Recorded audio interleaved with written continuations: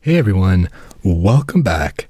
So, we are going to be learning about prototyping. This is going to be an amazing lesson here. So, please do your best to follow along and try your best to come up with some new prototypes yourself. What we're going to be doing is we're going to learn the basics of prototyping, how to do that within Figma. I'm going to teach you everything there is to know about prototyping in the most basic sense. And we're going to make our own prototypes based off of the wireframes that are in the resource file in the wireframes resource. So over here, I have a bunch of different pages. I have like a home page, I have a wish list page. I'm going to show you what these connections mean. I'm going to show you how to create things like overlays and exciting full flows. I'm going to show you how to make changes to the prototype settings. And you're going to learn how to look at these prototypes and interact with them, whether it's, moving around or actually like hiding and showing things. So you're going to get a full idea of what it's like to prototype like a design pro. Let's jump right in. Hey everyone, and welcome back. Before we jump into some of the cool prototypes that we are going to build, I want to talk about some of the things we're going to learn with Figma prototyping. So if we just go to our little right sidebar and click the prototype tab, this is where we're going to access all the goodies. We are going to learn a bunch here. So Figma's prototyping feature is going to allow you to create some really great interactive flows that explore how a user may actually interact with your designs. So they are really good for ways to preview your interactions and user flows. So just by clicking this button, we can jump into there. You can share and iterate on these ideas really quickly. You can click that share button and invite people to that prototype, or even just copy the link. You can get feedback on that prototype by using comments. You can also test interactions with users, present your designs to stakeholders. So you can even see that I have even a description here that explains the type of flow that's happening here.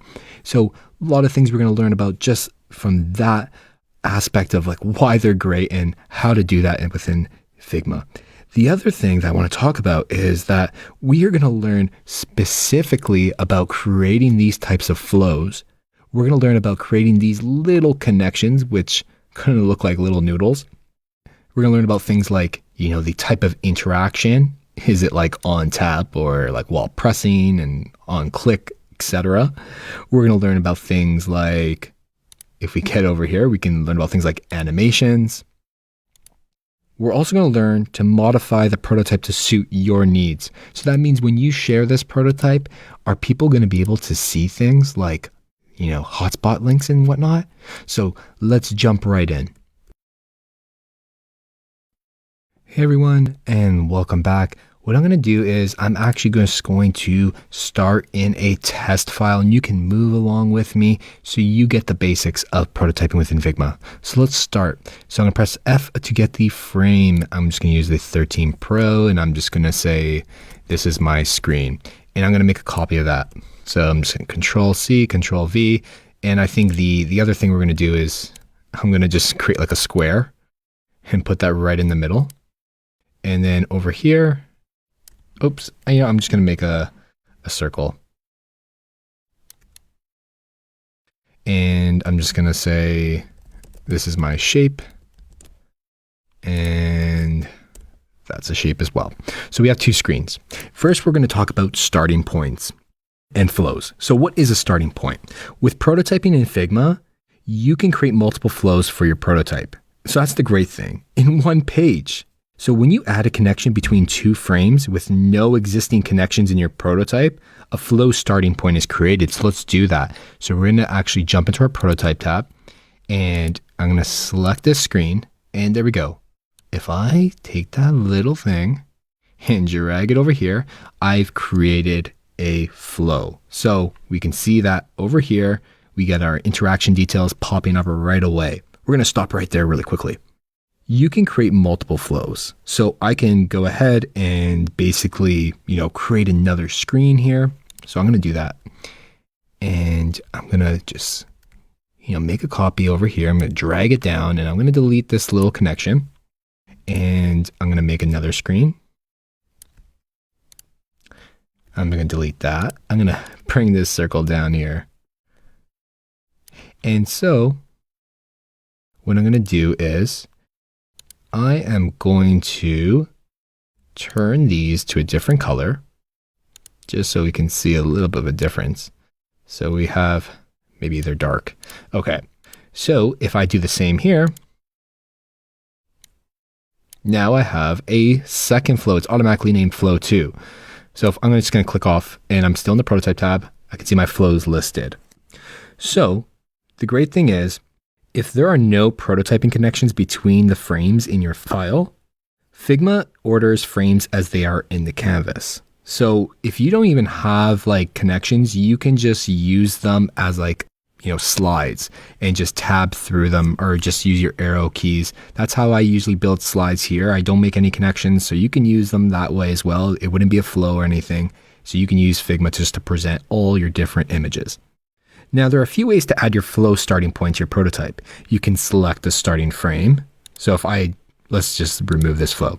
I can select this starting frame and, click that little button up here and right in the right sidebar, and I've created a flow starting point.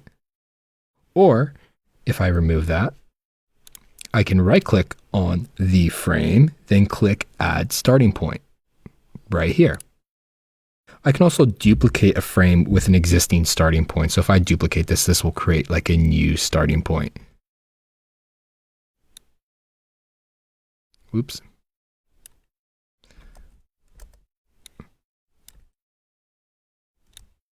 So new copy, new starting point right there. So let's remove that. Now you can edit the flow name in a bunch of different ways. Once you've created that flow, they automatically do like 1, 2, 3, and 4 for your flow names. But I can come up here. I can click into this little box to edit that flow name, or I can click up here to edit that flow name as well. So that's how you would rename that flow. And if you wanted to add a description, you can just go right here and click edit description, and that will add that description into the prototype area. So this is a description, and I'm just going to leave it like that. And if I press play, let's wait for that to load. That description is right there. So that's how you add a description. Now, the other great thing is, if we go back here, you can move your starting point. So by default, Figma uses the first connection you create as the flow starting point, and you can move a starting point to another frame. To do that, you need to click and hold this little box, and you can drag that to another screen. So now the second screen is going to be my starting point. So that's how you create flows and starting points within Figma. Hey everyone, and welcome back. We are in our little test file here, and I urge you all to follow along to just build up this prototype little by little. So we are going to talk about connections. So prototypes replicate how users might actually interact with your designs, like I've mentioned before, and you can make connections between all these frames to create things like flows or just pathways through your whole design. Now, to create a connection, you need to do one thing. You click on the frame and you'll see this little bubble, and it'll have a little plus button. Now you can do a couple things here. You can either click that and drag it to the destination of your choice, or you can select that frame and click the interaction. And what that's going to do is it's going to actually start the whole process of creating a connection. So on tap, I'm going to go to, or I can open an overlay, do all these little things, but I'm going to navigate to, this screen. So you can have like your screens named in a certain way, and it creates the connection. And a connection is made up of 3 different things. So let's jump right in. You have the hotspot. So let's delete this connection. So I'm going to show you. You have the hotspot. So if I select, say, this square that I want to click, and then I want to make a connection where you click the circle and you go back to that frame. So we have 2 connections going back and forth by clicking. Now, the hotspot is where the user's interaction takes place. In our case, we have a hotspot on here and a hotspot on this shape as well. A hotspot can be on the whole frame, like I illustrated, or an object within that frame. You can basically create a hotspot on anything, buttons, icons, headings, anything. Then you have the arrow, which is the connection. Now, this arrow basically connects the hotspot to the destination. Both the interaction and the animation basically play out through this whole connection. And lastly, you have the destination. So in this case, when I click the square, my destination is the screen with the circle, and vice versa. If I click the circle, my destination is the screen with the square. So in most cases, the destination is probably some sort of like other frame. Only connections using the scroll to action can be set to a destination within the actual frame. So you can have the interaction where you scroll to another item within this frame. So you click this and you'll scroll like further down to something else. Really, really great for things like landing pages and whatnot. So that is how you make connections within Figma. Hey everyone, and welcome back. We are going to be talking about interactions. So connections are a big part of the whole process, but you can actually jump into your connection right here.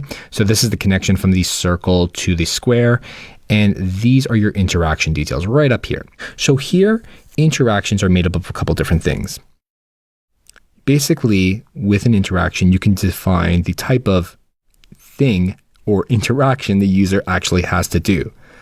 You're able to create multiple interactions from the same layer. So theoretically, I can add a new interaction up here and say on drag or maybe on hover, something else happens and I go to another frame.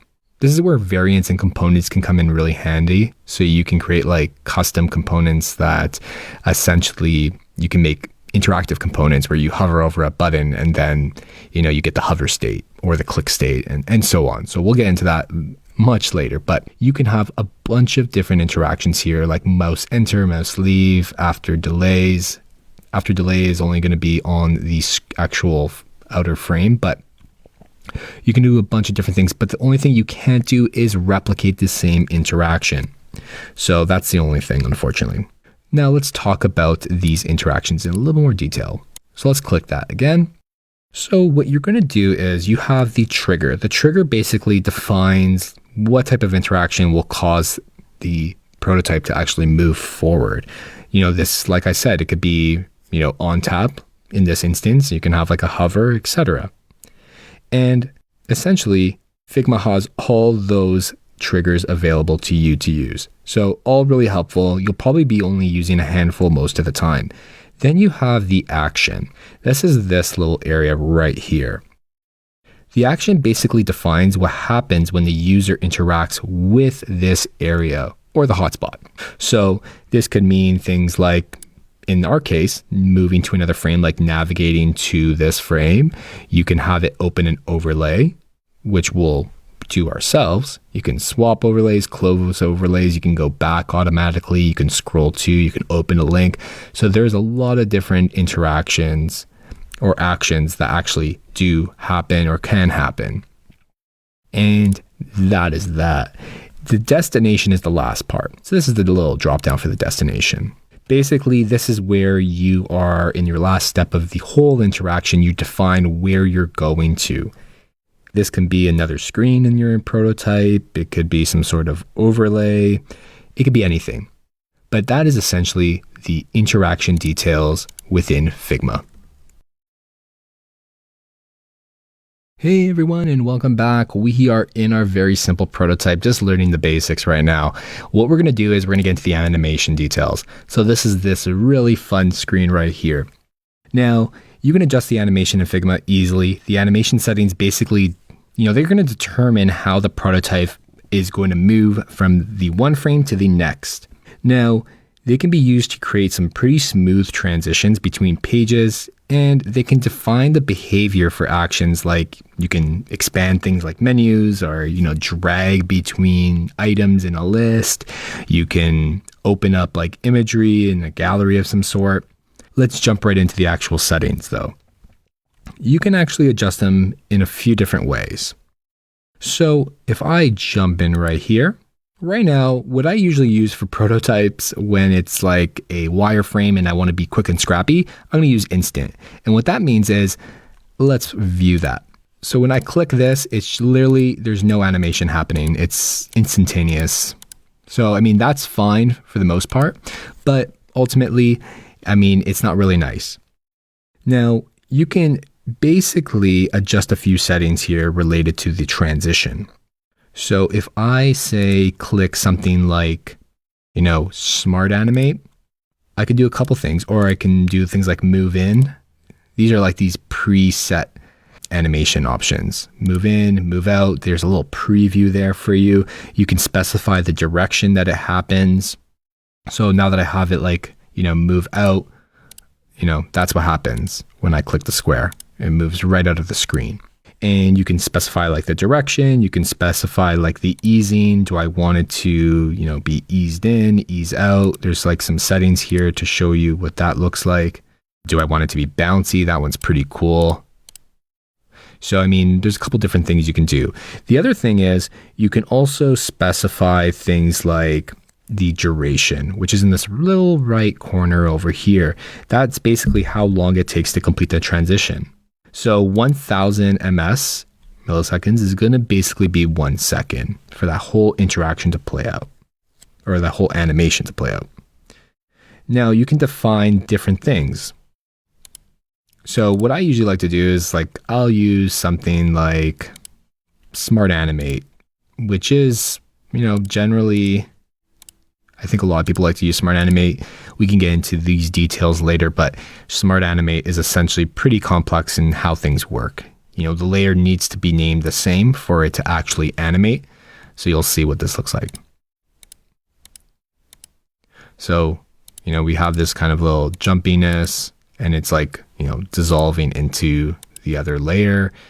And that's basically it. I mean, you can have like buttons look really nice. You can just have it, be really simple. Let's see here. We have ease out 300, smart animate. Let's see what difference that makes.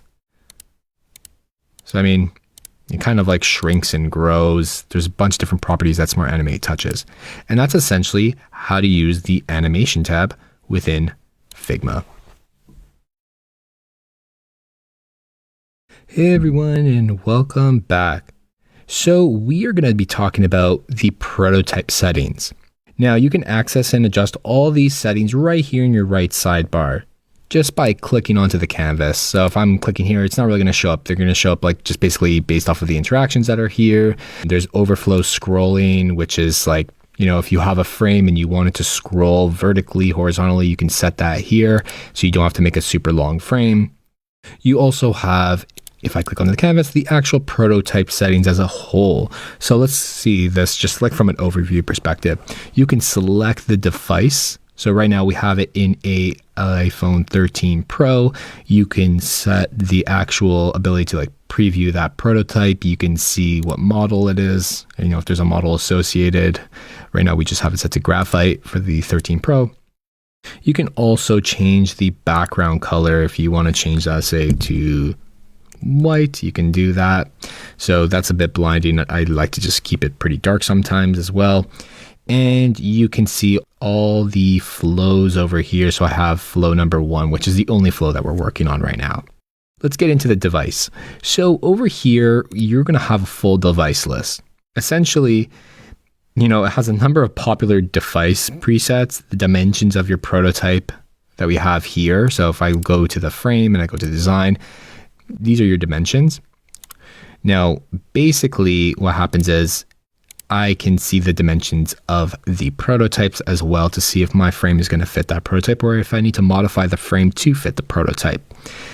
So the great thing is if you use a frame preset, basically if you start using the frame from the panel over here on the right side, Figma is going to automatically select the device for you. See how they automatically selected the iPhone 13 Pro? Because when I first created these frames, I selected them from the frame presets. So that's what it's going to do for you.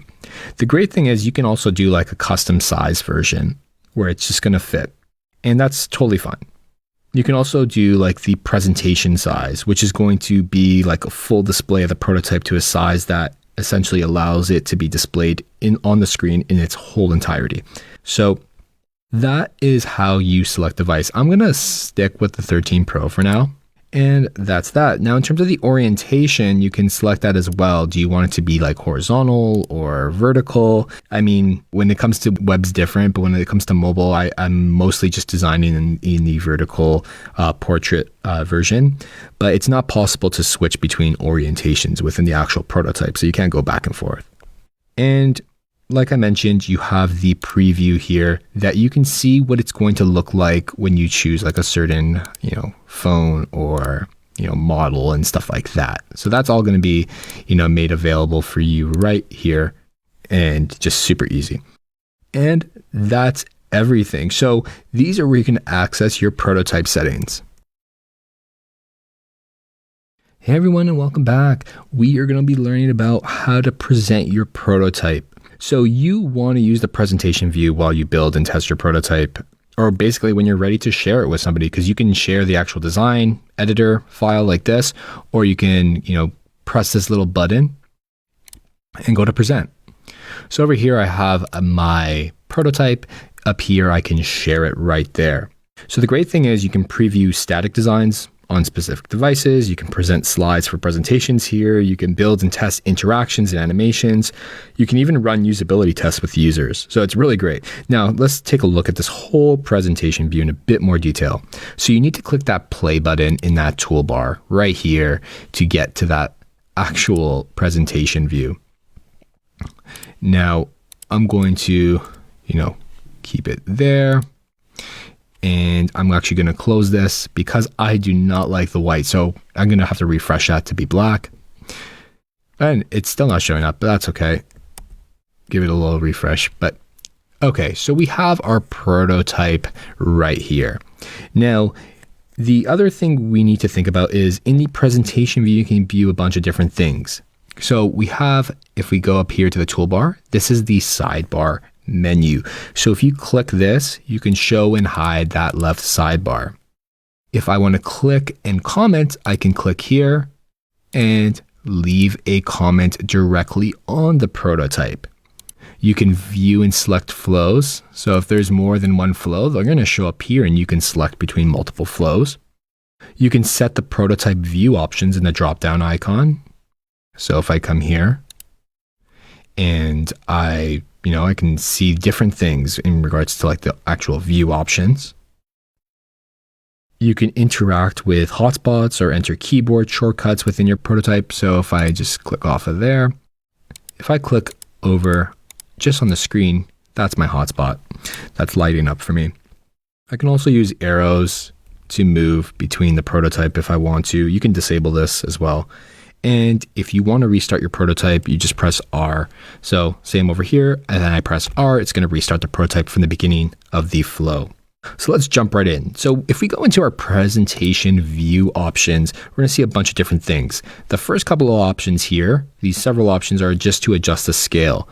So essentially the scale determines what size we display the prototype on. So 100% is basically 100%. You're going to display that full size, and that's going to be based on the size of the frame, depending on the frame and the screen size. So this may result in like a cropped prototype. You can see how it's already pushing the dimensions up here. Then we have the ability to fit. Now this is going to scale it down, and this is the default option. I like this option the best because it basically shrinks the prototype so that it's within the viewer's screen dimensions. And we have the ability to fill the screen. So this is another thing. This is going to actually scale it up or down to fill. So you're going to scale the prototype so that it fills the entire display on the screen size or resolution. And unlike fit, it sounds a lot like fit, but what it does that's a little bit different is that fill allows the prototype to be scaled up to fill the larger screens, whereas fit doesn't. And there we go. Now let's go down to some of these other options. So you can disable the default keyboard navigation if you want. So you won't be able to move like the space. You won't be able to hit R, space, and all those different types of things that allow you to move through the prototype or restart it. So people, maybe you're sharing it to, will not have that option. You can basically show the resolved comments. You can show only your comments. So if you have a lot of comments on a prototype, you can, access those. The other thing is a lot of people like to hide the hotspots clicking. So like this little like indicator here, a lot of people like to hide it, especially for like usability tests. They don't want to give people hints. So you can do that. The other thing you can do is when you share your prototype like externally and you don't want all these different types of like UI elements up here, like to see who's in the prototype, all that kind of stuff, you can actually show and hide the UI or even the sidebar. So you can hide that sidebar from there as well, but you can actually hide the whole UI. So people won't be able to do that and see that. And you can actually see the little shortcut to get out of that view because you won't be able to access the UI again. So I'm just going to, use that shortcut to bring it back. But that is essentially how you would use this little dropdown. Now, the last thing I do want to talk about is the full screen option. So let me just jump up here. If I click that, that's basically going to make everything full screen. So I can go ahead and hide the UI and there we go. We have our full presentation. And this is how you present prototypes in Figma. Hey everyone, and welcome back. You are going to have this prototyping resource available to you. So I suggest that you go ahead and open it and use it with me. You can create copies and, even delete some of those assets if you need to, and, go ahead and play. You bring in your own wireframes and test out what I'm doing as well. So I like to keep it really simple. Just to start out, we're going to talk about our navigation. Let's jump right in.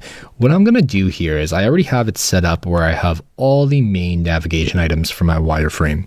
And I just want to showcase a couple of things. I want to showcase just how the navigation is just going to work. You click on wish list, it's going to go to wish list. I know it seems pretty like small, but I mean, ultimately, like it's just something to just showcase on how to get these to work really quickly. So let's jump right in. So what I'm going to do is I'm actually going to work from one side and one frame to the next. So I'm going to click on the prototype tab. I already have it open. And I'm going to actually select that toolbar item and just drag a connection over to there. So all these interaction details are already set up. I'm not going to change them. I'm going to leave them as is. So I'm going to just stick with on tap.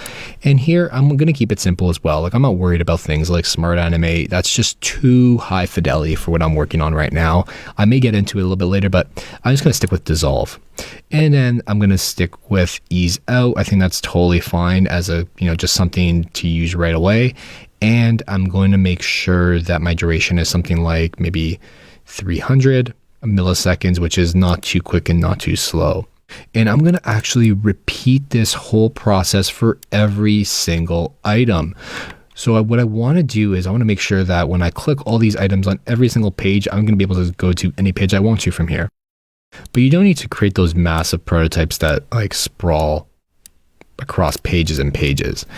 Like I think if you create prototypes that are essentially just small interactions of like how things should work, like, maybe you want to put in like a move transition where like the screen pops in and out, and maybe you just want to showcase what it's like to like or unlike something within your wish list. These are the types of interactions you should be building prototypes with. But let's take a look. So now we have our full flow, or at least some of it. So the last one we have here is just the last screen. And you saw how quickly it was to just create this small little prototype.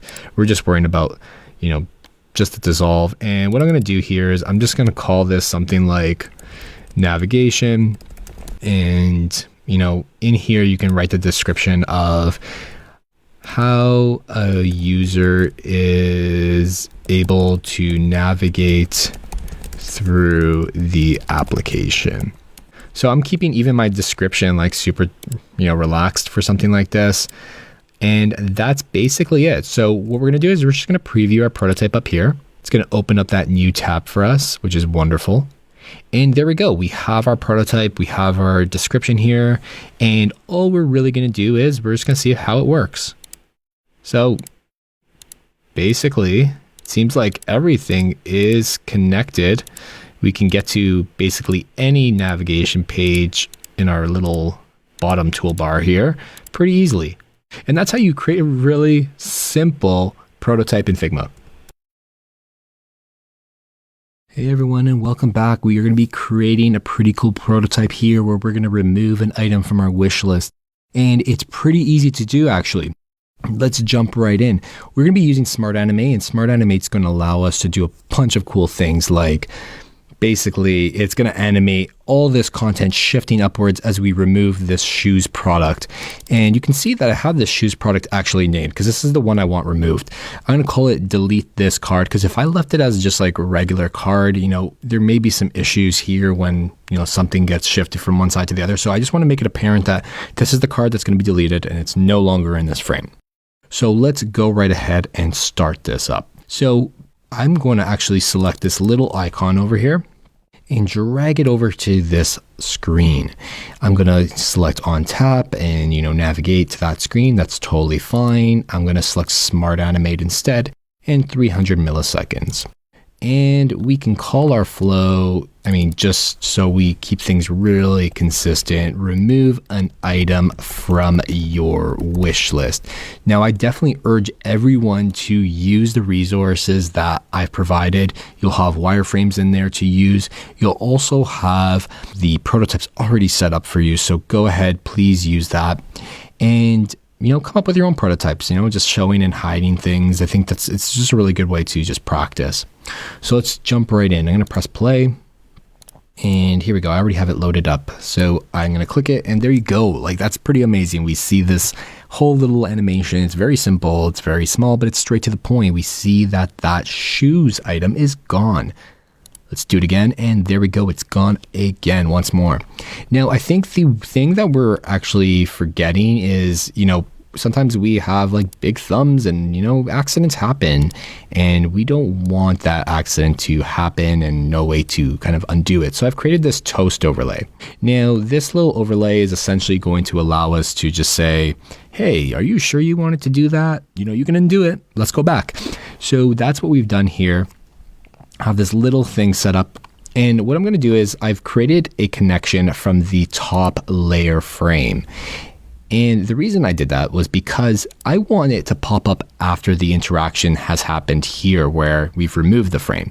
I want it to be an after delay interaction. So that means that, after say 400 milliseconds, this is going to pop up out of nowhere. So instead of selecting navigate to, I want to select open overlay. And what I'm going to do is just like, have it over here maybe, because if we're thinking about the height of our frame, we'll test this just to make sure, but we're going to keep it right there, and we're not going to keep the animation to instant. We can also have a little bit of fun with this. We can say that we want it to move in nicely from the bottom, and that means it's just going to like pop right in. We don't need a background color or like an overlay because it's not a modal. It's more like just like a quick overlay.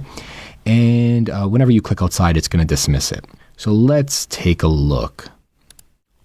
So there we go, and let's press play. So now you notice like we're fine tuning this whole interactive process. I'm over here now. I'm gonna press play. Boom. And there you go. We see our toast pop up, and I want to actually push it down just a little bit more. Let's see that play out again. So I restarted it. And there we go. We have our interaction here. Now there's a couple things that we need to just clean up. Now let's say the user doesn't actually, want to click on anything. So maybe we can do after delay of, 1.5 seconds. We close this overlay so it automatically closes. And what happens if we maybe click undo? Undo should probably just bring everything back. So we can do that. And just click Smart Animate because we want that Smart Animate to come back where this new item pops in. It'll dissolve inward and all the other content will push downward. So let's see how this all plays out. Let's talk through every little interaction here. So click to remove the wish list item. It removes. Now this pops up and it's gone. So maybe 1.5 seconds isn't enough time. So let's jump right into this little interaction here. So the after delay, maybe it's 2.5 seconds, which is 2,000 500 milliseconds. So let's do that one more time here. Okay, pops up, perfect. If I click outside of it, it's gonna close automatically. So let's do that again. Now I'm gonna click undo. And there we go, it undoes the actual action, the item's back in your wish list, and then this item and all the content below it shift downward. So let's do that one more time. So I'm gonna press that. I'm gonna say, hey, no, I don't wanna remove that. And there we go, we're back to the beginning. And now we have like a little bit of a loopable prototype, except when, that's gone. Then we could just press R to restart it. And there you go. I mean, that is how you create that type of interaction within Figma. What I'm going to do now is I'm just going to add a nice description, just saying this interaction outlines how a user is able to remove and restore a wish list item. And we can see that reflected here. Let me just close that. And there we go. It's reflected back in our prototype. And there you go. That's how you can create overlays within Figma really easily. And that's how you can use Smart Animate for some very simple, like show and hide prototyping interactions. Hey everyone, and welcome back. We're going to be talking about a much more complex interaction. Not super complex, but it has definitely many more steps. Let's jump right in. So I'm just going to close some of my existing tabs here, and I'm going to jump right into the pages I have designed. So what I have here is basically, sometimes when you come into your prototype, you may not have all these pages ready, and you need to think through them piece by piece. I have my home page, which is totally fine. But then we have like, the search page, and then we have search results when you're typing, like these type ahead results. And then we have our search results page and a filters page. Then we also have like a finding product, like your actual product page. So what I want to illustrate today is what it's like when you actually go ahead and find your product and search for that product. So I'm going to start off by just clicking this search and then moving over to the next page. So I'm just going to keep it really simple here. Like it's going to be like dissolve, 300 milliseconds, super simple. And here, like we can start animating some quick things like, okay, when I click this back button, like I should just like exit. I'm done. I'm going to back out. Same with like this back, like I'm just, backing out from the whole search. Now, the interesting thing is like, we have this kind of overlay here. We don't need to animate it as such because it's kind of like not something that's, we want to really prototype just yet. But we have like this overlay. And what we're going to do here is like, okay, we'll just say maybe on go, like we move to this next screen. That's fine. That just means that, I don't know, like some sort of keyboard press makes this like appear where you have entered like books. And then you have all these items that are typed ahead. So you have your original search, then you have like books, like for 1-year-olds, books for 2-year-olds, and so on and so forth, and maybe books shelf. So it's kind of like, trying to find the search result ahead of you typing. So that's totally fine. The other thing to do here is to, if I click on this books item, then I should move to the next section. So I want to find a book or an item. And that's what I'm trying to really illustrate here, making search really easy. And now we have this page, and we can even go in and prototype such things as like the filter. So I'm going to just click this back button, and we're just going to go all the way back home. That's fine for now. So let's see where we are right now with this prototype. Let's press play. Okay, so we are right here, and if we click search, we have the search pop up. I can go back. I'm going to click go over here, and there we go. We have our books, and there we go. We are in our search results. Now, if I click this little filter per se right here and just pop this, now here is where we can, open the overlay. I wanted to, you shouldn't be able to close because it's like a full screen overlay, but I wanted to like move in like we've done with the last prototype. This one, this little X here should be able to, close the prototype. So we can just press like the little plus button up here, and that is going to close that overlay. Perfect. And over here, I'm going to show you some pretty cool things. I have these buttons already preset. They're going to close that overlay as well. Anytime you press one of these buttons, we're not really worried about the filter interaction. You may want to go in and, prototype what it looks like when you're filtering. Maybe these filters start to change and you want to get into that. So you can do that. Right now, I'm just showing how to get to this area over here. So I just want to close this no matter what I set over here. So let's take a look. So now I'm here. I'm going to press this. It's going to pop up. The great thing about these wireframes is that they're interactive prototypes. So you can click on these little radio buttons, check boxes, and you can close that prototype. It'll just automatically shuffle down in which way it came, whether that's right, left, top, bottom, whatever. We have it set up in the bottom. Now, what we're going to do here is, we have different types of books in our search results. We have a children's book, a super scary book, mysterious book, a poetry book. We have the ratings and so on.